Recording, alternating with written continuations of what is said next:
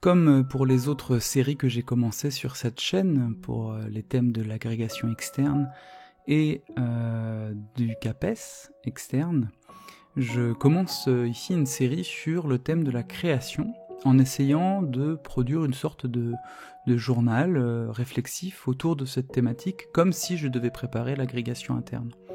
Donc moi, quand j'ai préparé l'agrégation interne, je faisais des travaux réflexifs un peu sur la forme de celui que je vais présenter aujourd'hui, qui sera le premier.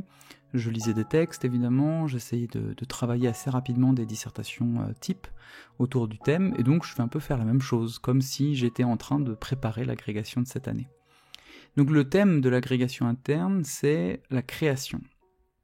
Donc, on va voir ce que ça donne, mais ce que j'ai vu, c'est que, bizarrement, quand je pense à la question de la création, avant même de penser à la référence à la création divine, qui, je pense, vient assez immédiatement à l'esprit quand on réfléchit sur ce thème, je pense, moi, à la question du matériau.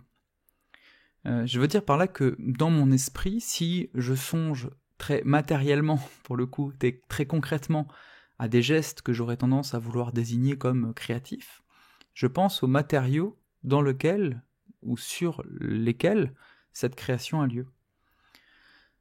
Je crois qu'au fond, si je pense à la question de la création, je l'appréhende d'abord comme transformation.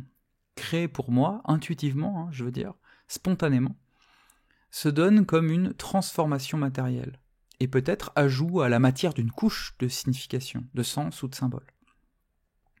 L'enfant qui se saisit d'un crayon de couleur, par exemple, et qui dessine sur sa feuille, crée, pour moi, au sens où il modifie le matériau, le graphite de la mine, le papier, pour en faire autre chose qui serait doté, pour lui, pour les autres, d'une signification nouvelle.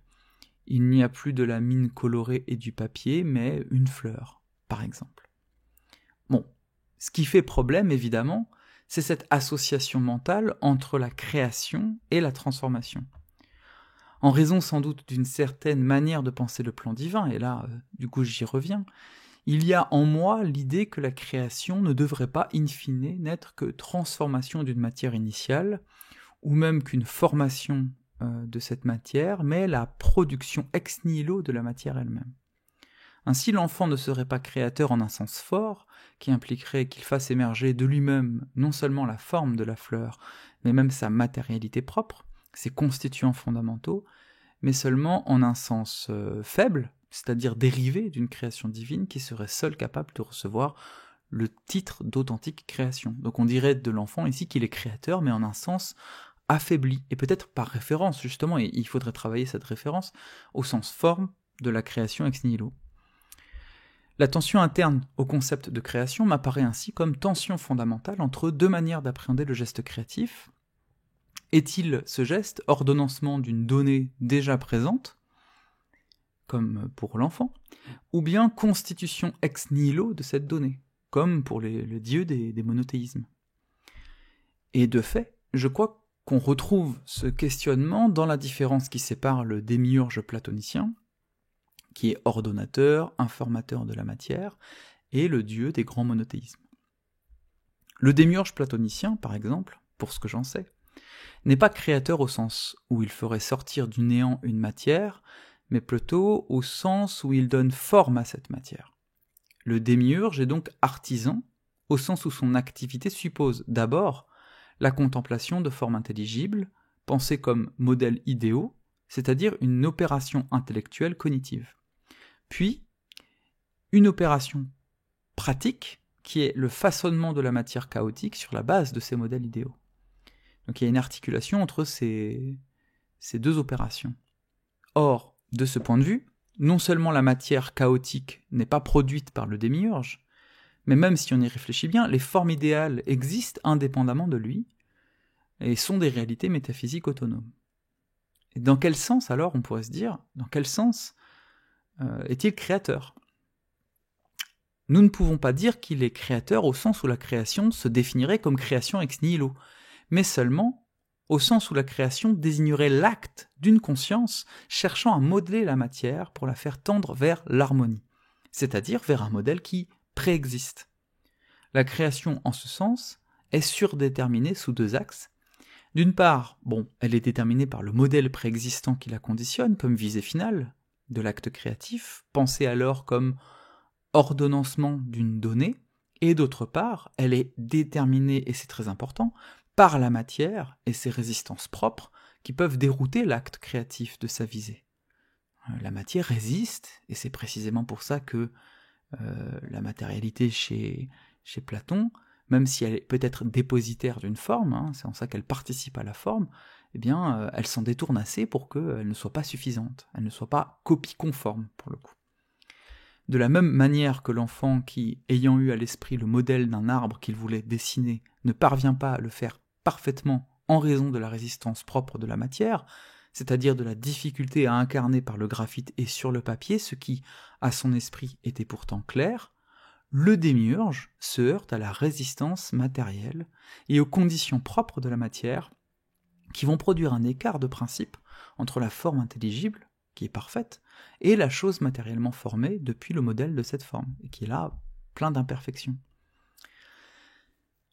Or, un article de Philippe Karfik, que je connaissais pas, j'ai fait ces recherches, là pour le coup je passe un peu le moment du travail réflexif pour creuser un petit peu cette question du démiurge qui m'intrigue, et cet article me renseigne ici sur une chose que je ne savais pas à propos de la matière dont nous parlons chez Platon, et qui est proprement le matériau sur lequel agit le démiurge. Alors, je vous invite à lire cet article, que je mettrai en description, parce qu'il est extrêmement intéressant pour saisir ce que le démiurge désigne exactement. Je note seulement ceci d'utile pour ce que je pense ici. Le matériau du démiurge est la matière pensée comme réceptacle imparfait des formes intelligibles. Ainsi, ce qu'organise le démiurge, ce sont les traces imparfaites des formes, traces disparaissantes, apparaissantes, instables, empreintes désordonnées des formes intelligibles. Je vous lis ce qu'écrit Philippe Karfik dans son article. Face aux matériaux dépourvus de toute stabilité et précision, le démiurge prend donc l'aspect d'un ingénieur. Ce qu'il fait en somme, c'est qu'il projette sur des traces qualitatives, apparaissant dans le réceptacle des caractères mathématiques propres aux figures et aux nombres. Il les mathématise. Il tâche pour ainsi dire d'introduire dans le domaine des apparences changeantes des caractères stables et précis qu'on peut saisir par la raison. Ainsi créer, ici, signifierait en propre ordonner ce qui se désordonne, et aussi fondamentalement affronter le devenir et tenter d'y insuffler de l'être au sens d'une stabilité saisissable. Ce point me semble assez intéressant pour penser une union potentielle entre ce que j'ai plutôt considéré comme deux pôles dissemblables de la pensée de la création. En effet, je disais qu'une tension interne au concept de création apparaissait dans la tension entre l'idée que la création est ordonnancement d'une donnée ou bien constitution de cette donnée. Mais au fond, la marche entre les deux n'est peut-être pas aussi grande que ce que je l'imagine. En effet, même si la matière est là, elle n'est pas pour autant une donnée, je veux vraiment insister sur ce mot, de donnée, au sens justement où elle ne peut pas être saisie rationnellement et elle échappe, de par sa chute continuelle dans le devenir instable, à l'esprit. Le démiurge, du coup, en stabilisant la matière, crée donc bien une donnée en l'ordonnant. Et même si nous ne pouvons pas dire qu'il crée à partir de rien, au sens strict, puisqu'il y a quelque chose, il y a de la matière, nous pouvons dire qu'il crée de l'être depuis le chaos, et que c'est cette fixation ontologique qui caractérise justement la création. Donc il passe finalement peut-être de ce qu'on pourrait appeler « il y a quelque chose » à « il y a des objets ». De là apparaît un point sur la notion de création que nous retrouverons peut-être.